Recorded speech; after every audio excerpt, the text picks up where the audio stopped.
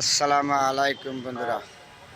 আমরা মানুষ হিসেবে পৃথিবীতে আসছি, কেউ চিরস্থায়ী না, আপনিও না আমিও না। একদিন চলে যাব, যখন ডাক আসবে তখন চলে যাব সবাই।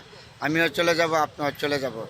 আমাদের মানুষ হিসাবে যে কাজগুলি করতে হবে, আমাদের সর্বপ্রথম হলো আল্লাহ পাক রব্বুল আলামিন আমাদেরকে যা নির্দেশ দিয়েছে যে রোজা, নামাজ, হজ, জাকাত এগুলি আমাদের পালন করতে হবে। তাহলে আমি একজন মানুষ, আপনি একজন মানুষ। আর সবার সাথে আন্তরিকতা মহব্বত দিয়ে আমাদের সময় কাটাতে হবে।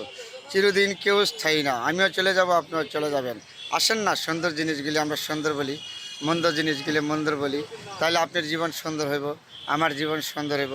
এটাই তো জীবন। কতদিন থাকবেন? আমিও থাকবো না চিরদিন, আপনিও থাকবেন না। তাহলে সুন্দর জিনিসগুলি তো রয়ে যাবে, এগুলি নিয়ে মানুষ চলাচনা করবে। আমি দুনিয়াতে চলে গেলেন, আপনিও চলে যাবেন।